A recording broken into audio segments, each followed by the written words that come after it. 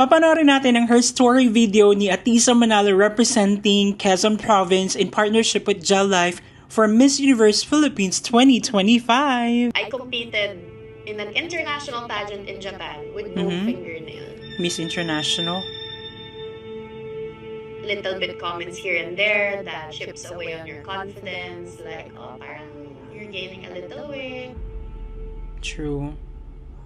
He dragged me downstairs and he pulled me out of the door. And then nilock niya yung door. Wala akong phone, wala akong wallet, wala akong anything. I even went to work one time where I had passed out my face.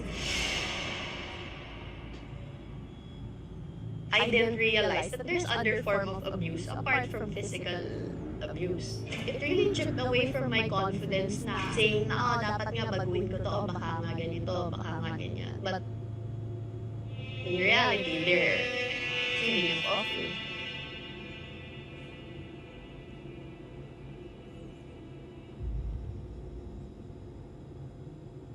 So sad, but true. It's a sad truth na most of the time, we get bullied or we get criticized with something na, kumbaga, failure yun ng ibang tao na hindi siya healthy, hindi siya nakakatuwa. So, it's better na, kumbaga, parang instead of pulling other people, especially the queens down, why not push them to the greater heights? It's really not healthy to criticize someone based on their physical appearance. Kasi iba-iba tayo ng standards of beauty.